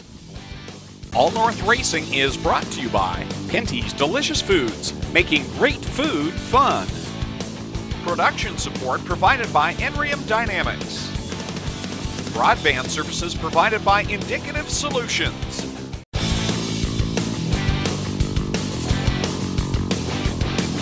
Back here in the pits before we get going with Rico Aber, last night's winner. Rico, pretty safe to say you're enjoying your stay in Canada after last night's drive? I have. It's been pretty good. My car was really good last night. The track surface, with the weather in the area, it turned out okay, and I kind of just led the thing to the front. So I didn't make too many mistakes, and I just made sure I hit my marks there at the end. So I had a lot of fun. Track conditions are expected to be quite a bit different. Obviously, weather come in a half hour before we go with cars on the track, and things get a little bit wild. What do you expect tonight out there? I think tonight's going to be a lot slicker. I went and looked at the track. The surface is definitely harder. The sun's been out all day, and that's more of the surface that I've seen at Oswego. Not that I've been here every weekend to race, but just off the videos I've watched, it's a slicker surface. I think it puts on a little bit better racing, so I'm really looking forward to tonight. 100%. Good luck tonight, Rico. Thanks. Things breaking up down to Mr. Transmission Victory Lane, so time to get ready for the big show. The Cool Kids Ice and Water Core Pack Merchandising Sprint Cars ready to go with their 30-lap main event. Tonight's starting lineup for tonight's main event looks like this, going from the pole out of Norman, Oklahoma, the Victory Games Original Traders Energy Bear Paw Convenience 67.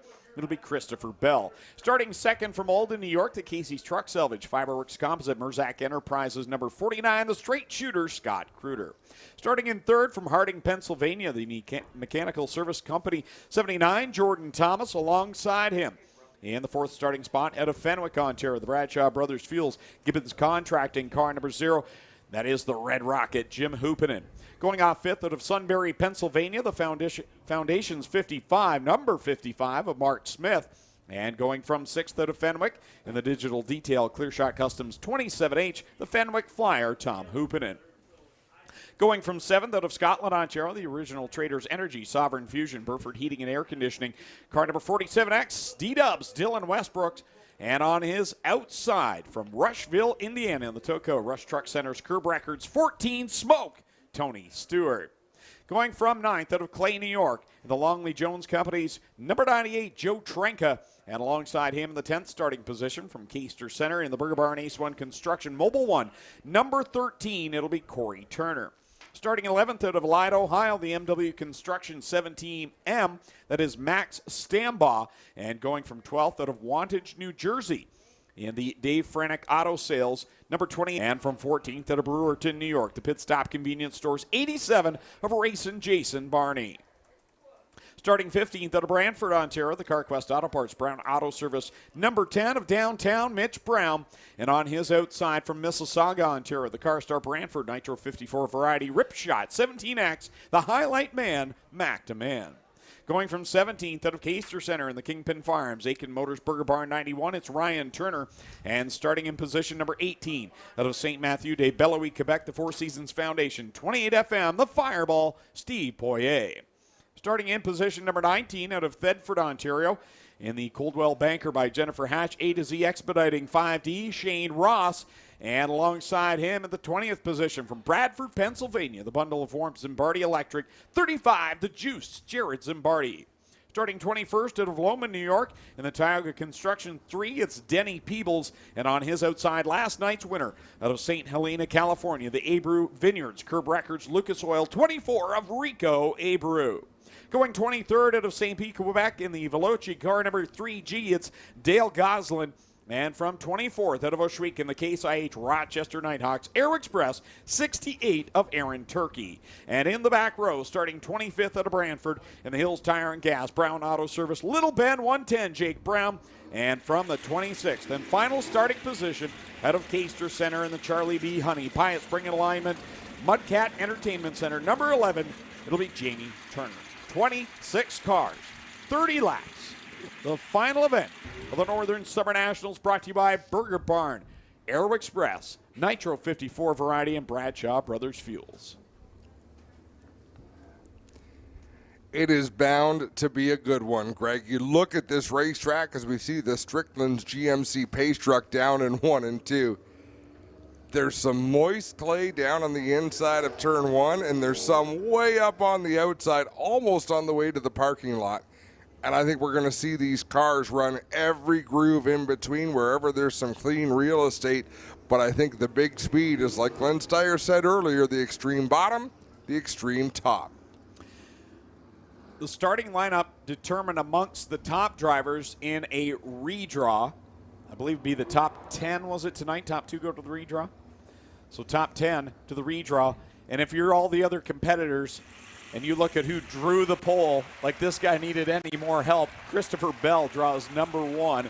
And look for him to be pretty quick right off the start. He's looking for redemption after last night having a solid handle on the feature event before blowing the right rear tire. So Christopher Bell in that Victory Games 67 is right where he wants to be on the pole position.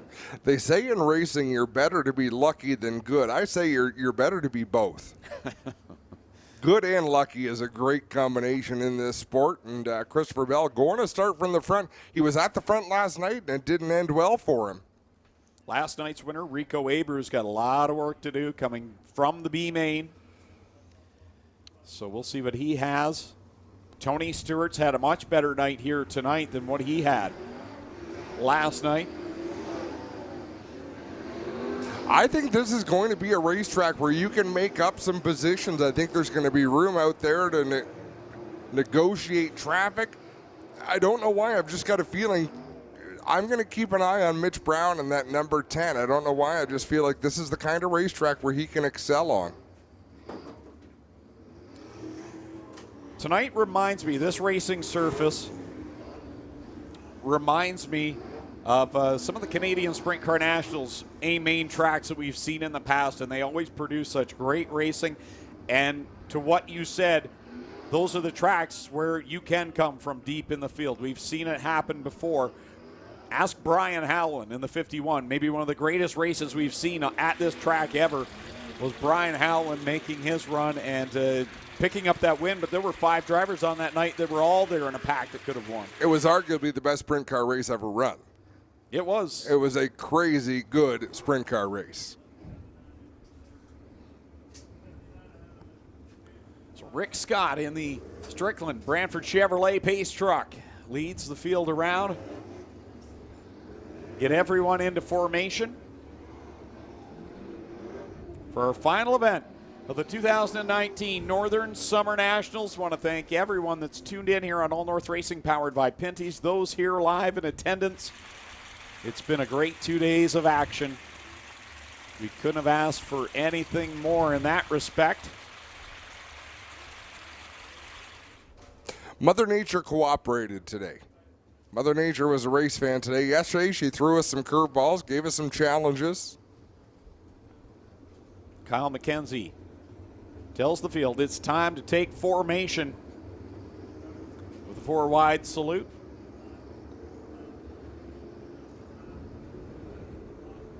They'll all tuck in behind that Strickland GMC Pace truck and head down the back stretch.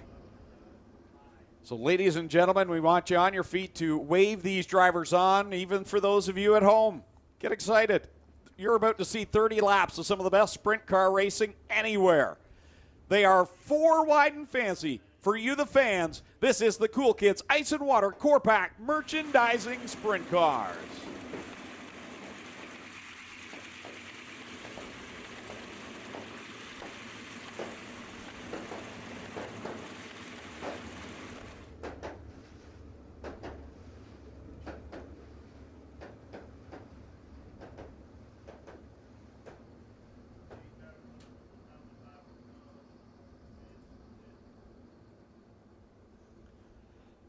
Backstretch, there's still information for you as well. Send these drivers on 4 wide.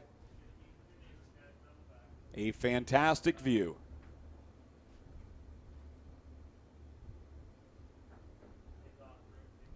What a field of cars. What a collection of race car drivers this is. And another driver from this A main tonight will punch their ticket into the Canadian Sprint Car Nationals as well. Rico Abreu has a guaranteed starting spot for September 14th here at Ohsweken Speedway. So another driver here tonight could get their name added to the list. How much do you want to bet? At least 20 drivers just got on the throttle when they spread out like that and thought, wow, this is going to be a handful. I think there's a few of them that embrace it. I think there's a few that are shocked at what they felt, and that's not much grip. Well, we're going to find out next time around. White flag is being displayed. Next time by, we're going green flag racing for 30 laps. 2x2, 13 rows of beautifully prepared sprint cars ready to come to life. Christopher Bell, Scott Kruder on the front row. The Strickland GM Pace truck pulls off on the backstretch. Kyle McKenzie with double greens in hand. Ladies and gentlemen, you came looking for a show. Well, here you go. Let's end all the anticipation as we bring to you our feature presentation.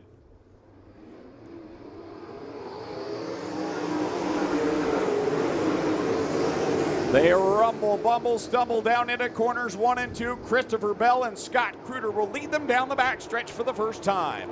Good clean start, a little bit of contact off of turn number 2 in the middle of the pack.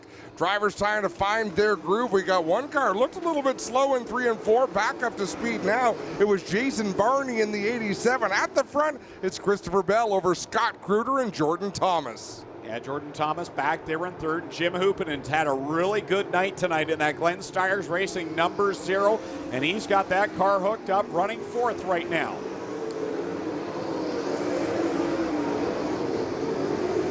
The top 4 have pulled away from the 5th place car. I believe that's Joe Trank on the inside of the back straightaway, battling with Mark Smith in the 55. Dylan Westbrook in the 47X in that mix as well. He looks to the inside of Trenka. Trenka closes the door down into turn number 1. Mitch Brown, you can already see his brake rotor glowing red out there on that blue number 10. Yeah, he gets the nickname Downtown Mitch Brown because he likes that lower inside line sometimes. Trouble down off of corner 4 for the 13 of Corey Turner. That car will break and pull off into the infield. He'll roll up onto Mr. Transmission victory lane. He is out of harm's way. I believe we will stay under green out in front. Christopher Bell starting to extend that advantage. And Greg, we're only about 2 laps from lap traffic. Problems for Jim Hoopenen in the Ohsweken Speedway number 0. Oh, what a shame for Jim Hoopenen. Been so strong all night from the heats on out, and he is coasting up the high side of 1 and will not be able to make it to the pit area. So we're under our first caution flag with 5 laps up on the scoreboard, 25 left to go. There we see the red rocket. And that is Jim Hoopenen in the Glenn Steyer's own 0 machine.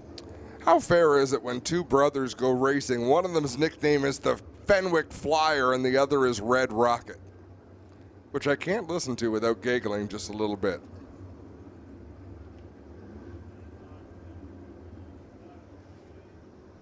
Very quickly pushed to the pit area. Not sure if he will need assistance or will need his 2 minutes in the work area or not. Try and find that out quickly. We'll hope he has good brakes for the speed they were going heading down into the pits. Christopher Bell with lots of top wing cranked into that 67. That top wing just about standing on its nose. Our race later, as you look through the field, I would say nobody has their wing pitched quite any more steeply than does Christopher Bell. There's some people that have it pitched as steeply maybe. Now, we've talked a lot about Christopher Bell, how good he is, how well he's attacked this track in the last 2 days. We haven't talked much about that car. That car is a 2-time Canadian Sprint Car Nationals winning car with crew chief Daryl Turford and the Hills Racing team and all that they do with Parker Price Miller. So Christopher Bell also, although he is an extremely talented driver, and we've seen him really run well, that's still a really good car and a team that knows how to get it done in big races here at Ohsweken. Watching, is that Clinton Jeffrey running through the infield of the racetrack? And that must mean that he doesn't run for nothing. So something going on down there that they want to get addressed.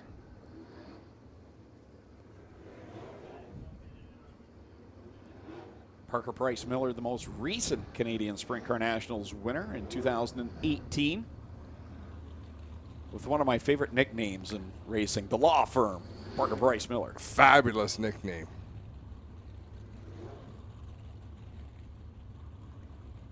So some of these sportsman cars being pulled back to the pit area. They were kind of stuck out in the infield during their race, but now that we have the opportunity with that 2-minute work area back in the pits for Jim Hoopanen, it's a good opportunity for the tow trucks to clear the infield of those race cars, because I'm sure at some point they'll want to go home. Hoopanen is back on the racetrack. We're going to come to green this time. Doug Leonard, the race director, says lights are out on the pace vehicle. It's time to go. It's been a good marriage, Jim Hoopanen with the Glenn Stires Racing team, 2-time champion here at Ohsweken Speedway, and he's been good since picking up that ride about a month ago, and now his brother, Tom Hoopanen, into the pit area. Oh, coming to the green flag, Scott Kruder got a little itchy on the trigger there, and that's going to cost him on that restart. Yeah, getting way out was Christopher Bell. And I was watching another mishap deeper into the field. I'm not sure if it was Poirier's mishap or Davey Franik's mishap because they're both number 28. But one of them got out of line coming across the cone for the restart. Just got things bottled up a little bit deep in the field. This shows you how important it is on these restarts to try and get a good jump. And that will be interesting to see if anyone was penalized. My thought was maybe it was Poirier that got by Franek and was not supposed to pass him. Nonetheless, Christopher Bell leading. He is out in front over Scott Kruder, Jordan Thomas, Mark Smith, and D-Dubs. Dylan Westbrook has joined the mix. Well, Dylan Westbrook still wants to get some after his problems last night with the wing coming apart on that 47X. You know he's going to be up on the wheel as Christopher Bell has opened up an advantage. Not really driving away though, Greg. Scott Kruder able to keep him in his sights. Mark Smith back there in third as well. Jordan Thomas. All these drivers are still within striking distance of the race leader. 30 laps is a long sprint car race. Impressive to watch Christopher Bell as he just throws it in to the high side, doing exactly what Glenn Stires was talking about earlier. Go in as far as you possibly can. He just pitches it in with no fear and rim rides it around, already catching the back of the back. That's something you need a lot of confidence in your own ability in the race car and, of course, in the racetrack. Christopher Bell has all of those things working for him tonight as it closes in on Linton Jeffrey and Jamie Turner. Christopher Bell right there on the back end of Linton Jeffrey, and that will cause him to come down the track, split through the 2 lap cars of Turner and Linton Jeffrey, and down into corner 1. And he's increasing his advantage over Scott Kruder, who's now feeling some pressure from Mark Smith, who's going to get a run down corner 2 and take the second spot away. And Kruder looked like he aggressively slowed up as Jamie Turner in the 11 peels down onto the infield. Looks like his race will be done. Not sure if Kruder had a problem or what he might have been reacting to. Kruder, Smith, Dylan Westbrook right there, second, third, and fourth. Westbrook in the mix in this one here tonight. Troubles up on the high side, I believe, once again, Jim Hoopanen. Hoopanen way up out of the groove on turn number 4, comes to rest on the outside of the racetrack.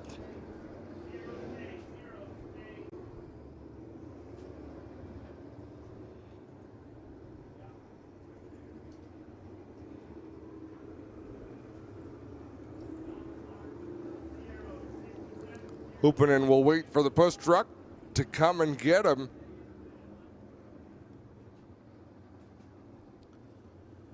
So on the caution here on lap number 12 of 30 here tonight. Christopher Bell leads over Mark Smith. Scott Kruder third. Dylan Westbrook fourth. Jordan Thomas fifth. Jordan Poirier running right now in sixth. Seventh is Mac Demand. Eighth is Ryan Turner. Ninth, Max Stambaugh. And 10th, Joe Trenka. Jason Barney back in 11th. Tony Stewart running in 12th. 13th, Steve Poirier. 14th, Rico Abreu. He's made up a lot of track position here. Mitch Brown completes the top 15.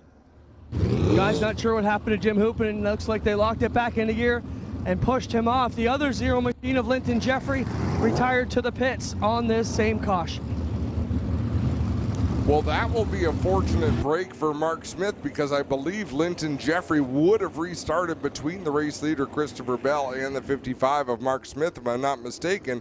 Now Smith will have a clear look at the back end of Christopher Bell. Scott Kruder third in the 49, fourth Dylan Westbrook in the 47X, and rounding out the top 5, Jordan Thomas in the 79.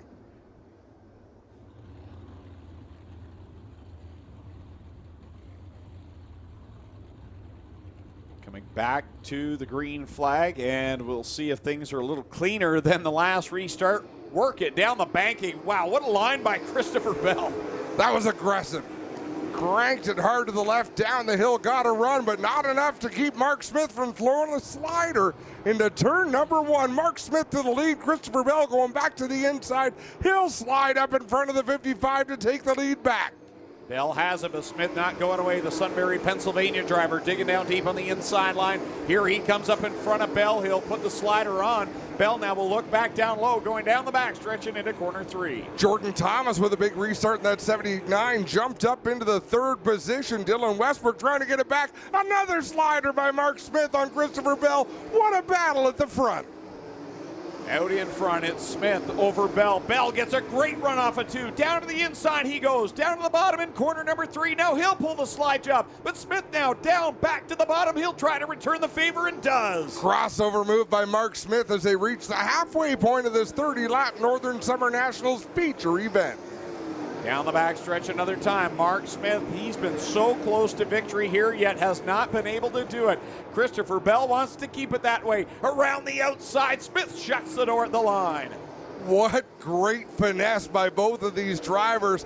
Absolute understanding of where their race car is, where their competitor is, showing a little bit of respect right now. As I think as the laps wind down, you got to throw that out the window at some point. They might erupt there in turn number 4. Wow, you don't get any closer than that without wrecking as Tony Stewart now pulls the 14 off. What a battle at the front. Bell on the outside takes the lead back. Christopher Bell has found something on that exit of turn 2 where he's able to find some grip and really get a good run. But don't look now. Here comes Dylan Westbrook in the 47X. Yeah, he's right there, and if anyone has a better chance of catching these two here locally than Dylan Westbrook, I'm not sure who it would be. He's right there. He can see the top 2, and he's closed ground now on Mark Smith.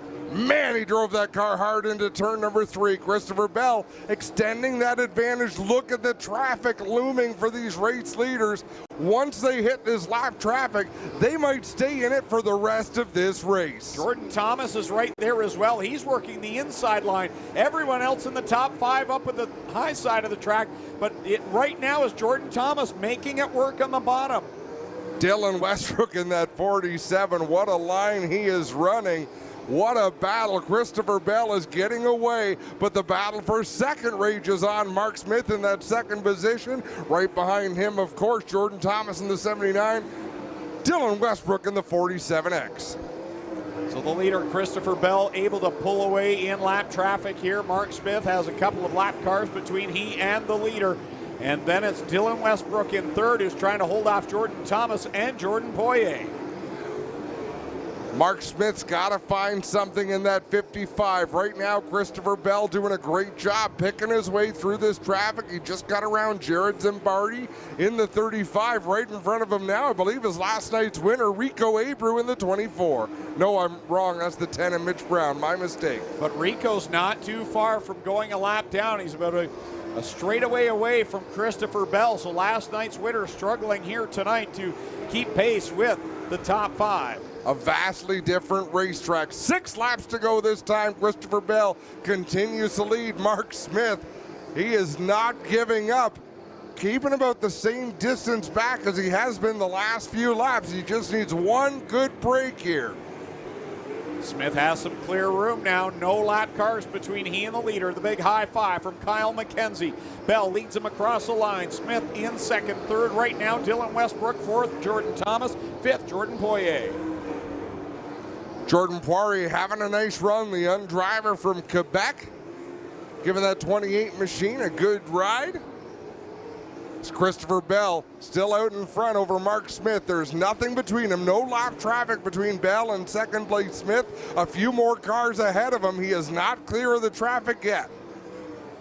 Going by for the fourth spot is Poirier. It's not Steve, though. Jordan Poirier having a fantastic run here tonight in that 28 car. He is up to the fourth spot, tracking down Dylan Westbrook. Christopher Bell on the outside got around Aaron Turkey. It almost looked like Turkey was about to pass him back as he sails it into 3.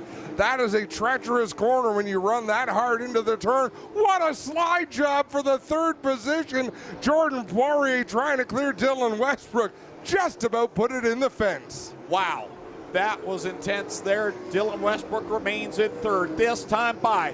White flag comes out for Christopher Bell out of Norman, Oklahoma. One more lap. Can he hold off Mark Smith? To the extreme outside in 1 and 2. He's still dealing with traffic, but he's been dealing with it almost all race long. Off of corner 3 and 4. Looks like second time is a charm. Ring the bell. Christopher Bell gets the win here at Ohsweken Speedway. Mark Smith second at the line. Dylan Westbrook third. Jordan Poirier fourth. And Jordan Thomas will complete our top 5. Max Stambaugh, Steve Poirier, Ryan Turner, Mac DeMann, and Davey Franick complete the top 10. What a race it was. What a show for these fans. Christopher Bell. It was slide job city here at the Big O tonight, Greg. Back and forth with Mark Smith. Slide jobs, crossovers, maybe a little bit of rubbing at one point, but a whole lot of respect among these race car drivers. And what a feature event. And what a question we've got to pose to young Christopher Bell. He is locked into the Canadian Sprint Car Nationals in September. Rico Abreu takes home night 1. Christopher Bell gets the win on night 2 of the Northern Summer Nationals, brought to you by Burger Barn, Aero Express, Nitro 54 Variety, and Bradshaw Brother Fuels. The top 3 head down to Mr. Transmission Victory Lane. What a top 3 it is, as Christopher Bell parks the Victory Games. Hills Racing number 67 down on the concrete pad. And as I said before, this team no stranger to big money races here at the Big O. Hills Racing, 2-time Canadian Sprint Car Nationals winners. And here's Christopher Bell up top, the winner. Here tonight, Clinton Jeffrey down in Mr. Transmission Victory Lane. Well, Ohsweken Speedway, how about a big Ohsweken Speedway, Mr. Transmission Victory Lane welcome for Christopher Bell.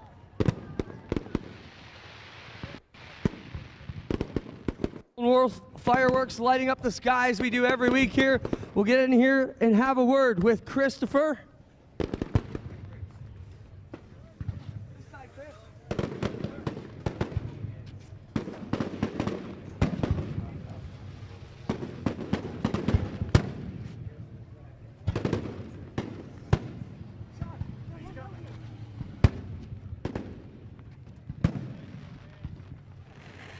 He works his way around the front of the car. You can hear you now, Ohsweken. How about it for Christopher Bell? Christopher, what a drive here tonight. You got to be pretty pleased with how the night went, man. Last night you were lightning quick, didn't quite put the finishing touches on it, but tonight you sure did. Yeah, this thing was a ton of fun to drive. The track is, man, it's awesome whenever it's like that. You can kind of run wherever you wanted to run. So both nights had a totally different track, and both of them were really fun to race on. So thank you to Ohsweken Speedway for bringing me out here. It's a ton of fun to get to go to new places, and the guys here with Glenn, and yeah, Glenn does a great job taking care of me. So thank you. Talk about that run with you and Mark Smith, man. That went on for a long time. Slide job after slide job, within inches of each other. Yeah, we were racing pretty close there, and I felt like if I could ever get my momentum up, I'd be okay. But whenever I saw 55 on the board, I knew that this is his deal, really slick. And thankfully, my car was good enough where I could hold him off. There you have it. Christopher Bell gets it done here on All North Racing, powered by Pinty's. The big star gets it done. Happy young man down there, and we were very happy to have him here at Ohsweken Speedway. Gets the win on night number 2. Clinton Jeffrey ready down there with 2nd and 3rd place. Well, we got Mark Smith here. Mark, what a difference 24 hours make, man. You junked a car so bad last night and came back and almost won it tonight with one of the best in the business. You got to be pleased tonight. Yeah, we were actually pretty good last night. We were just a little too tight, and I put myself in a bad spot last night. And but it's the same for everybody. You got to keep it on all fours. I just want to thank everybody, Patrick and Max and Alex, for helping getting this backup car out, and this thing's just as good as the other one. So just want to thank them, Foundations 55, CSI Shocks, Pixel Graphics, Hoosier Tires, Ryder Racing Engines. I just the whole deal, and it's a pretty good race there with Bell for a while. I thought I had him. I just needed to be in traffic so I could keep him back there, because I thought I found something there in the middle, and I gave him the top, and he actually got back going again on the top. I probably should have just went up there, but you just never know when you pass somebody through the middle, and then you don't think you can get them back up the top. But it was a good race. We have Mark Smith 2nd.